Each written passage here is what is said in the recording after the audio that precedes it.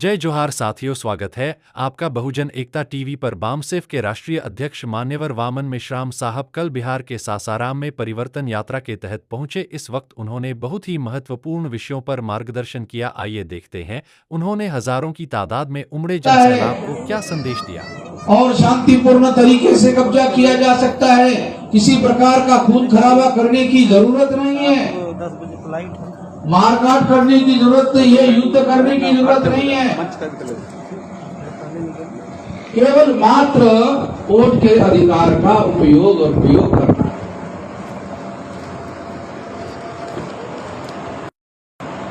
और ये वोट का उपयोग और प्रयोग करने के लिए भी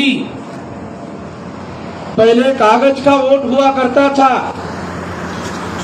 और कागज का वोट होने के बाद में चुनाव आयोग के लोग जो है ऐसा बैलेट पेपर आपको दिया करते थे, और आप लोग बैलेट पेपर देखकर ये डिसाइड करते थे, ये सोच विचार करके डिसाइड करते थे कि किसको वोट दे, किसको वोट दे, किसको वोट दे, और फिर आप डिसाइड करते थे।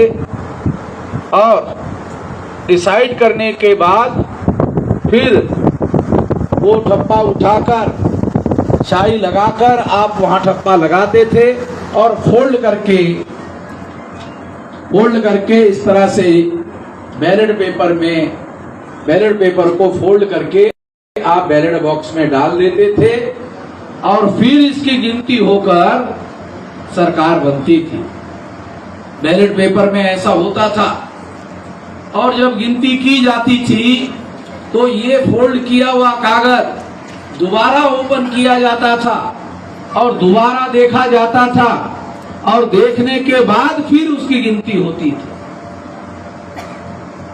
आज क्या हो रहा है? आप ईवीएम मशीन में वोट डालने के लिए जाते हो,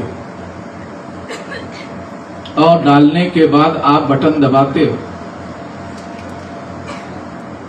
और बटन दबाने के बाद में आपका बटन कहाँ दब गया है।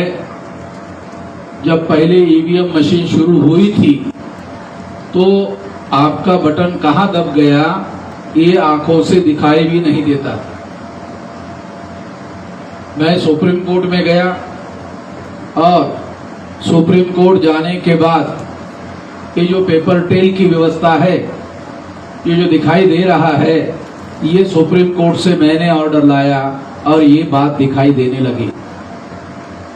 पेपर ट्रेल आया, परंतु साथियों पेपर ट्रेल आने के बाद भी, आंखों से दिखाई देने के बाद भी, क्योंकि ये मशीन है जहां पर आपने बटन दबाया और आपको आंखों से दिखाई दिया, वो अलग मशीन है, और जो ईवीएम मशीन है उसके अंदर जब आपका वोट जाता है तो उस मशीन के अंदर आपने दबाया हुआ वोट ही चला गया, इसकी कोई गारंटी नहीं है,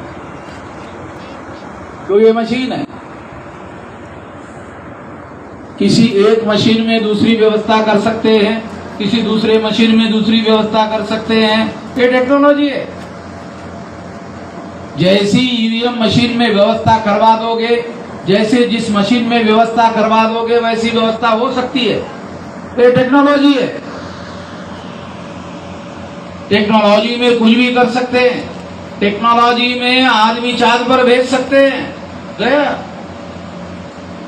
और हमारे लोगों को लगता था कि चांद पर कोई जमीन नहीं है, तो वहां से लोग मिट्टी लेकर आ गए, इतने दूर गए और वहां से क्या किया, मिट्टी लेकर आ गए।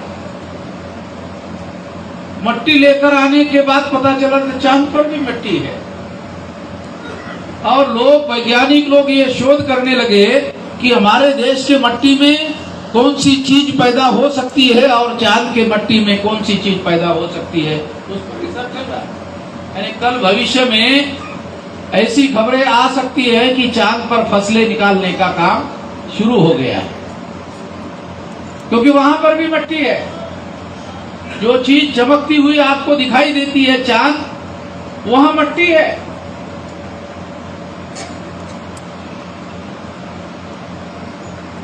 साथियों, ये सारा चमत्कार टेक्नोलॉजी की वजह से। टेक्नोलॉजी की वजह से वहां आदमी गया। अभी आप लोगों ने कल परसों खबर सुना होगा कि लगभग 9 महीने तक एक लेडीज सुनीता विलियम वहीं थी 9 महीने तक।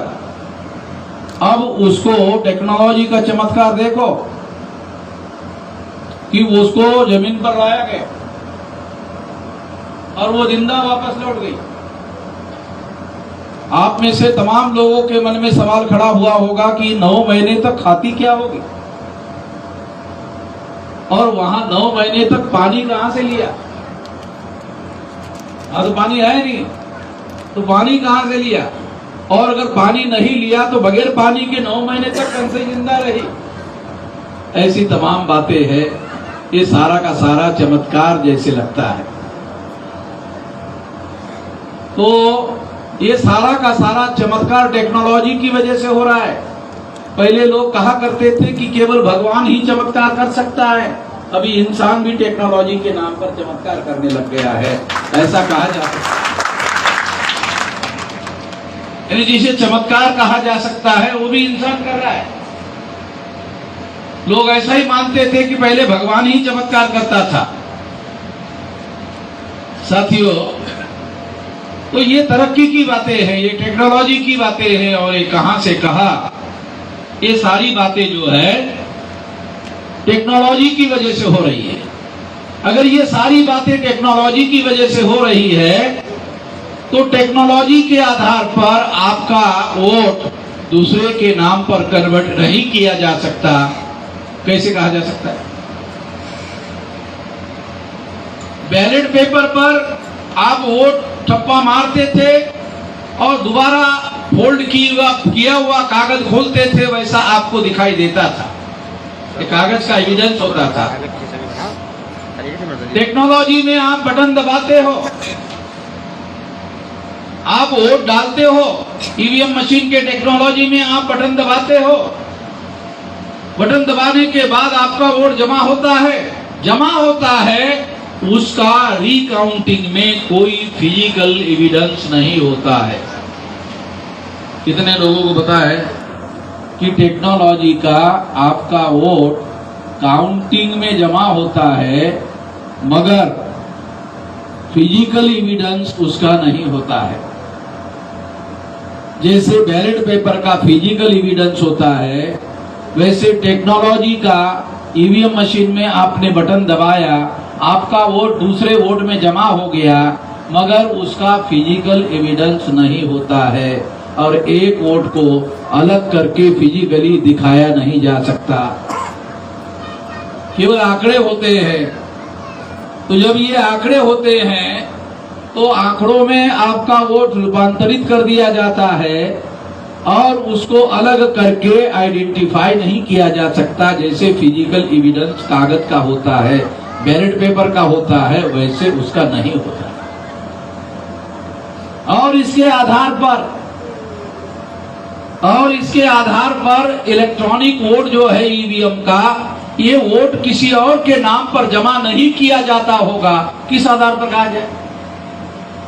कोई गारंटी नहीं है। आप सुनकर हैरान हो जाओगे। मैं महाराष्ट्र का उदाहरण आपको देता हूं। भारतीय जनता पार्टी को 232 सीटें चुनकर आई 288 में। महाराष्ट्र में ब्राह्मणों की संख्या 1.5% है। महाराष्ट्र में ब्राह्मणों की संख्या 1.5% है, आपके बिहार में ज्यादा होगा। 1.5% से ज्यादा नहीं है महाराष्ट्र में, मगर वहां 288 विधानसभा की सीटों में 232 सीटें बीजेपी की चुनकर आई। 3 दलों का गठबंधन शरद पवार के साथ था और फडणवीस जो है उसके पास भी 3 दलों का गठबंधन था, उसके शरद पवार के पास भी 3 दलों का गठबंधन था। तो शरद पवार के पास में 50-60 सीटें आई और जो 1.5% संख्या रखने वाला ब्राह्मण है फडणवीस, उसकी 232 सीटें आई ईवीएम मशीन में।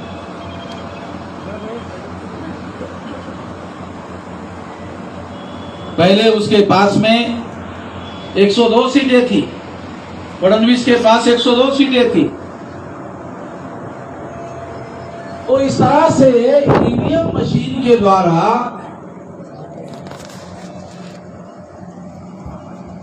चुनाव में रिजल्ट बदला जा सकता है। और अगर चुनाव में ईवीएम मशीन के द्वारा रिजल्ट बदला जा सकता है तो लोकतंत्र कहां है?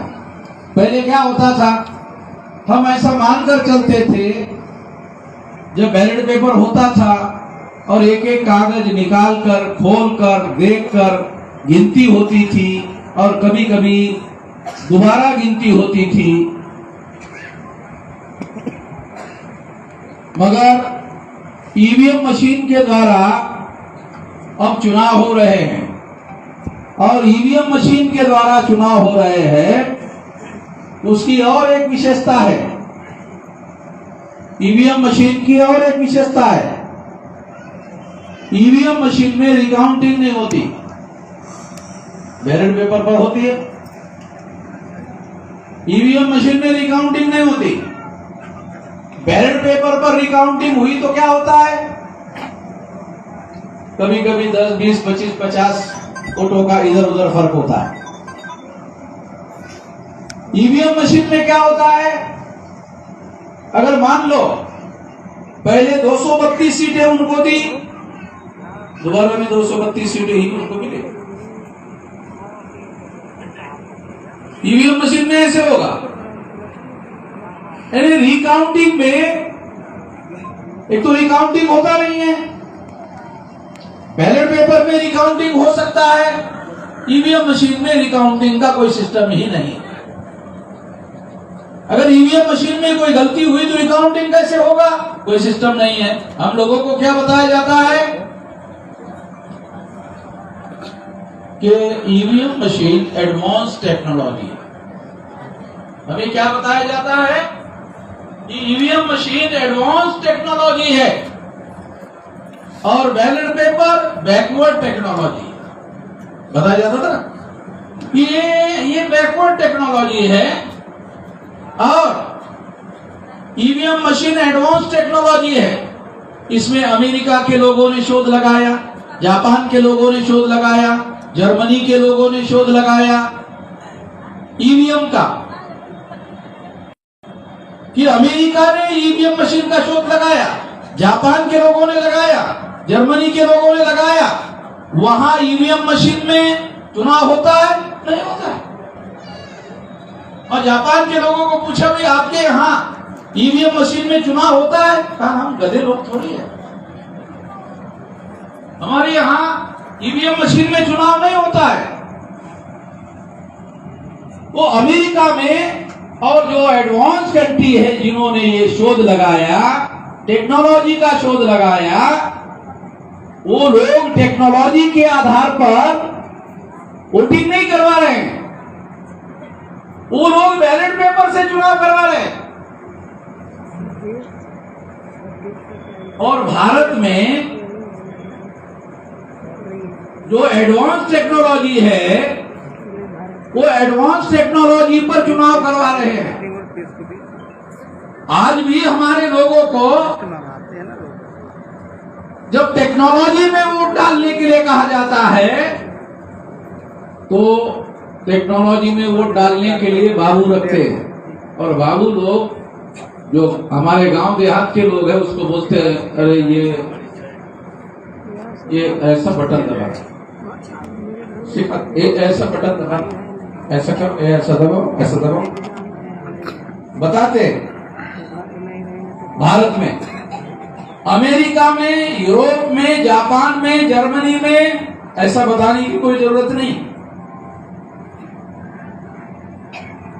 वहां पर ऐसा बताने की जरूरत नहीं है। जहां वैसा बताने की जरूरत नहीं है, वहां टेक्नोलॉजी में चुनाव नहीं हो रहा है। यहां तो टेक्नोलॉजी में चुनाव करवाए जाते हैं, मगर लोगों को, गांव के लोगों को बताना पड़ता है जहां ऐसे बटन दबा।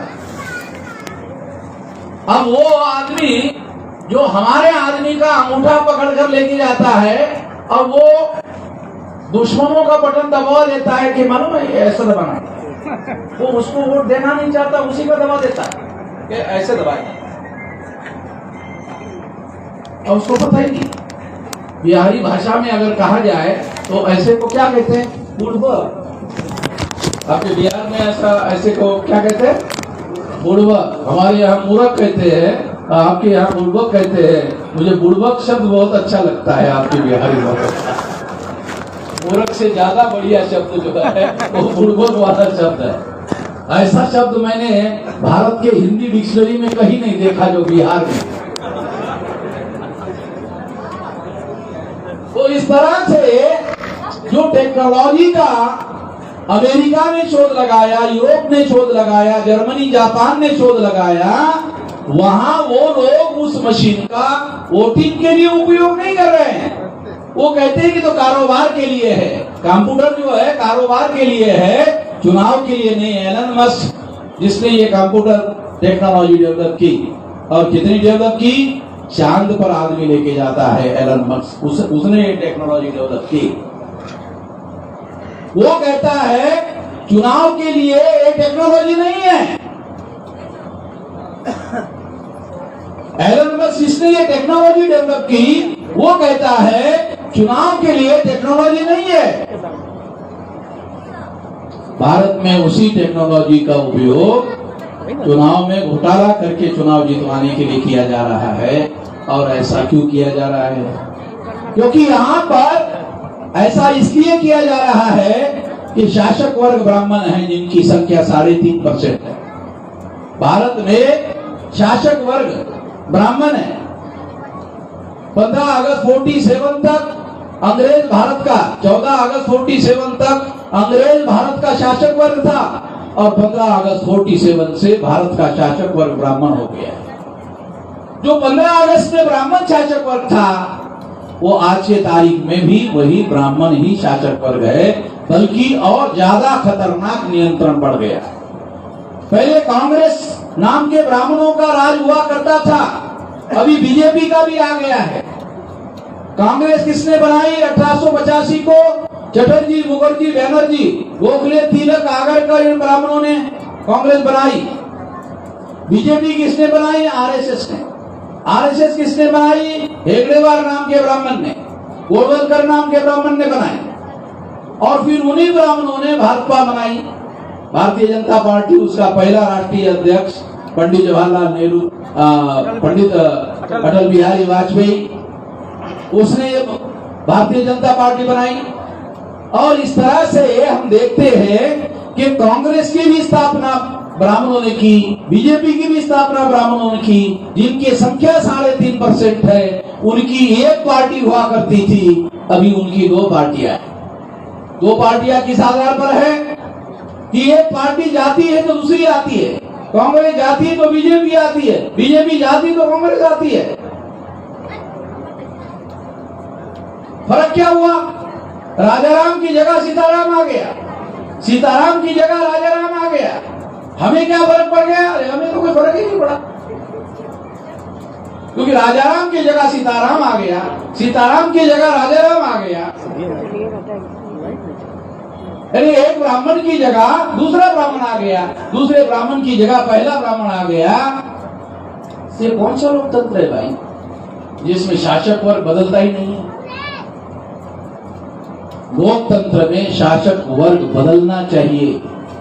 एक पार्टी का राज जाकर दूसरे पार्टी का आना चाहिए, और दूसरे पार्टी को चलाने वाले समाज के लोग दूसरे होने चाहिए, पहले के लोग दूसरे होने चाहिए। तब हम कह सकते हैं लोकतंत्र है, इसमें बदलाव हो रहा है। कांग्रेस भी ब्राह्मणों ने स्थापित किया, बीजेपी भी ब्राह्मणों ने स्थापित किया। एक ब्राह्मण की जगह दूसरा आता है, दूसरे की जगह पहला आता है, राज ब्राह्मणों का ही रहता है। अगर राज ब्राह्मणों का ही रहता है तो फिर परिवर्तन कैसे होगा? अगर लोकतंत्र आकर भी परिवर्तन नहीं होगा तो फिर लोकतंत्र का क्या मतलब है? इसलिए साथियों, इस तरह से शासक वर्ग ब्राह्मणों ने कब्जा कर लिया है, नियंत्रण कर लिया है, और इसमें बदलाव करने के लिए मुश्किलें और ज्यादा मुश्किल हालात पैदा कर दिए। इसमें बदलाव करना होगा। ये बदलाव करना मुश्किल कर दिया है, असंभव नहीं है, मुश्किल कर दिया है। क्योंकि एक सिंपल बात है, वोट के आधार पर ये बदलाव होता है और 100 में 85% वोट हमारे हैं। SC, ST, OBC, माइनॉरिटी, इन सब लोगों के वोट 85% है। ब्राह्मणों के वोट 3.5% है और हमारे वोट 85% है। अगर हमारे लोगों के 85% वोट है तो निश्चित रूप से कोई भी सरकार चलाने के लिए, जब मायावती की उत्तर प्रदेश में सरकार आई थी और उनको 207 सीटें, 403 में से 207 सीटें मिली थी, तो मायावती की पार्टी जो है 403 में 207 सीटें चुनकर आई थी, क्लियर मेजोरिटी में उसकी सरकार बनी थी। तो केवल 30% वोट पड़े थे, 30% वोटों पर 207 सीटें चुनकर आई थी। क्योंकि एक तरफ समाजवादी, दूसरी तरफ कांग्रेस, तीसरी तरफ ऐसी बहुजन समाज पार्टी, तो ऐसी 3-4 दलों में फाइटिंग होने की वजह से वोटों का विभाजन हुआ। वोटों का विभाजन होकर 30% वोटों पर 207 सीटें चुनकर आई। साथियों, लोकतंत्र में ऐसा हो सकता है और इसमें बदलाव लाया जा सकता है। ऐसा नहीं कि इसमें बदलाव नहीं लाया जा सकता, इसमें परिवर्तन नहीं किया जा सकता, किया जा सकता। तो इसके लिए क्या करना होगा? सबसे पहली जरूरत राष्ट्रीय स्तर का हमारा संगठन होना चाहिए। ये बदलाव हो सकता है, मगर बदलाव करने के लिए राष्ट्रीय स्तर का हमारा संगठन होना चाहिए। मेरी उम्र 19 साल थी। आपको मालूम है, इस देश में 18 साल की उम्र के बाद में सेंट्रल गवर्नमेंट में, स्टेट गवर्नमेंट में कोई भी आदमी नौकरी कर सकता है, नियम है। 18 साल के पहले कम उम्र में आप सरकारी जॉब नहीं कर सकते, मिनिमम 18 साल सर्विस होनी, 18 साल की उम्र होनी चाहिए। तो मेरी 19 साल की उम्र थी। सेंट्रल गवर्नमेंट में मेरिट का स्टूडेंट होने की वजह से मुझे डायरेक्ट सिलेक्शन हुआ था। मेरा कोई इंटरव्यू नहीं हुआ, कुछ नहीं हुआ, मेरिट के आधार पर डायरेक्ट सिलेक्शन हो गया 19 साल की उम्र में। और जब मैं नौकरी में ज्वाइन हो गया तो मेरे सुपरवाइजर ने एक दूसरे शेड्यूल कास्ट के आदमी को मुझे ट्रेनिंग देने के लिए रखा कि इनको 10 बजे से 6 बजे तक ट्रेनिंग दो कि ये सरकारी काम कैसे करना है, इसका ट्रेनिंग दो। वो क्या करता था, वो 10 बजे से 6 बजे तक मुझे सरकारी काम समझाता था और 6 बजे के बाद वामसेप के काम के लिए लेके जाता था। तो मेरा 2 ट्रेनिंग होता, एक सरकारी ट्रेनिंग होता था, दूसरा वामसेप का ट्रेनिंग होता था। वो पहले दिन मुझे लेकर गया तो मुझे लगा कि ये बहुत अच्छा काम है। दूसरे दिन लेके गया और ज्यादा मुझे समझ में आया। फिर तीसरे दिन वो मुझे नहीं लेके गया, मैं अकेले चला गया और मैं अकेले ही जाने लगा। और उसके बाद मुझे लगा कि ये नौकरी करने का कोई मतलब है नहीं है, इस तरह का काम नौकरी करके नहीं किया जा सकता। मैंने नौकरी छोड़ दी और नौकरी छोड़कर होल टाइमर बन गया। सेंट्रल गवर्नमेंट का जॉब था, छोड़ दिया, नौकरी छोड़ दिया और नौकरी छोड़ के होल टाइमर बन गया, पूर्णकालिक कार्यकर्ता बन गया और पूर्णकालिक कार्यकर्ता बनकर मैं काम करने लगा।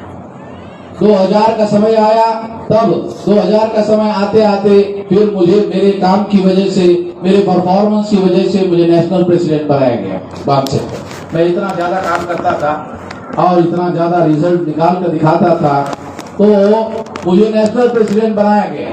और नेशनल प्रेसिडेंट बनाने की वजह से मुझे और ज्यादा राज्यों में काम करने का मौका मिला और इतना ज्यादा मैंने काम किया। आज के तारीख 30 राज्य है, 36 में से 32 राज्यों में संगठन खड़ा किया। केवल 4 राज्य रह गए, ब्रह्मदेश के बॉर्डर पर और बांग्लादेश के बॉर्डर पर जो 4 स्टेट है, वो 4 स्टेट छोड़ दो तो सारे देश भर में इतना विशाल संगठन खड़ा होगा। इतना विशाल संगठन खड़ा किया और मैं अभी दूसरे रणनीति में काम कर रहा हूं 2030 तक। ये तो राज्यों में काम हो गया, अभी मैं काम करने लगा हूं 6.5 लाख गांव है, 6.5 लाख गांव में से 6 लाख गांवों में संगठन खड़ा होना चाहिए 2030 तक। 6.5 लाख गांव है, 6.5 लाख गांव में से 6 लाख गांव में विशाल संगठन खड़ा होना चाहिए। पढ़े लिखे लोगों का संगठन, एक एक आदमी को, पढ़े लिखे लोगों को समझा करने की वजह से ज्यादा लंबा समय लगता है, मगर मासेस का संगठन करने के लिए ज्यादा समय नहीं लग सकता। अगर ज्यादा समय क्यों नहीं लग सकता? क्योंकि आंदोलन के द्वारा लोगों को समझाया जा सकता है। इसलिए अभी हमने आंदोलन का तरीका अपनाया। हर 6 महीने के बाद 5 महीने 29 दिन हम लोग गांवों में और देश में, ब्लॉक में और छोटे छोटे इलाके में हम लोग संगठन बना रहे हैं। तो इस तरह से इतना विशाल संगठन खड़ा आने वाले समय में 15 लाख सेंटरों पर हमारा संगठन खड़ा होगा। 15 लाख सेंटरों पर संगठन बढ़ाने की योजना है और फिर 15 लाख के नीचे और छोटे छोटे सामाजिक समूहों का अगर हम संगठन खड़ा कर दे तो ये लगभग 2 करोड़ लोगों के सामाजिक समूहों का संगठन खड़ा होगा। अगर एक सामाजिक समूह में 10 लोगों को इकट्ठा कर लो तो 10 × 2 करोड़ भरो 20 करोड़। अगर 20 लोगों को करो तो 40 करोड़। अगर 25 लोगों को करो एवरेज में तो 50 करोड़ लोगों को हम लोग तैयार कर सकते हैं। अगर 50 करोड़ लोगों को जमीन पर उतारने के लिए, जन आंदोलन करने के लिए, जैसे गांधी जी ने 9 अगस्त 1942 को अंग्रेजों के विरोध में क्विट इंडिया मूवमेंट चलाया था, भारत छोड़ो आंदोलन चलाया था और भारत छोड़ो आंदोलन में 3 करोड़ लोगों को सड़कों पर उतारा था, रस्तों पर उतारा था। अगर हम लोग 50 करोड़ इस तरह से तैयारी करके 50 करोड़ लोगों को अगर सड़कों पर और जमीन पर उतारते हैं तो ये आंदोलन नहीं रहेगा, ये आंदोलन जन आंदोलन हो जाएगा। और अगर ये आंदोलन जन आंदोलन हो गया तो हम अंग्रेजों की तरह ब्राह्मणों के गुलामी से भी आजाद हो जाएंगे। अंग्रेजों के गुलामी से आजाद हो गए थे, उसी तरह से ब्राह्मणों के गुलामी से भी आजाद हो सकते हैं। इसके लिए आप लोगों को अपने अपने जिले में, अपने अपने तहसील में, अपने अपने ब्लॉक में, अपने अपने ग्राम पंचायत में, अपने अपने ग्राम में, गांव में आप लोगों को संगठन खड़ा करना है। अगर आप लोग अपने अपने इलाके में इस तरह का संगठन खड़ा करते हो तो ये संगठन बहुत कम समय में बहुत विशाल संगठन में रूपांतरित हो जाएगा। आपको अपने अपने इलाके में कैसे करना है और आपको अगर इस प्रकार का काम करने के लिए ट्रेनिंग की जरूरत है तो ट्रेनिंग देने के लिए भी हजारों लोग सारे देश भर में हम लोगों ने तैयार किए हुए कि इस काम को कैसे करना है, क्यों करना है, कौन करेगा, कैसे करेगा, कैसे चलाएगा, ये सारा का सारा ट्रेनिंग दिया जा सकता है। तो इस तरह से योजना बनाकर ये सारा का सारा काम चल रहा है। तो मैं आखिरी बात कहना चाहता हूँ, आप लोगों को अपील करना चाहता हूँ कि ऐसा आप लोगों को भी करना चाहिए जैसा हम राष्ट्रीय स्तर पर कर रहे हैं। आपको अपने जिले सासाराम में, रोहतास में आप लोग ऐसा कर सकते हो। अपने अपने जिले को आप अपना करो। सारे देश भर में आपको करना है ऐसा मैं कह नहीं रहा। आपको सारे देश में करने की जरूरत नहीं है, आपको अपने जिले में करने की जरूरत है। आप अपने जिले में करो। देश में करने की जिम्मेदारी मेरी है, मैं देख लेता हूँ। आप अपना जिला संभालो। आप अगर जिला लोअर जिले के लेवल पर अगर आप अपना करते हो तो ज्यादा से ज्यादा लोग तैयार हो जाएंगे और ज्यादा से ज्यादा लोग तैयार हो जाएंगे, आंदोलन विशाल आंदोलन में रूपांतरित हो जाएगा। ऐसा करना होगा। ऐसा करने के लिए आप साथ सहयोग और समर्थन करोगे, इस आशा और विश्वास के साथ आपने मेरी बात ध्यान से सुनी।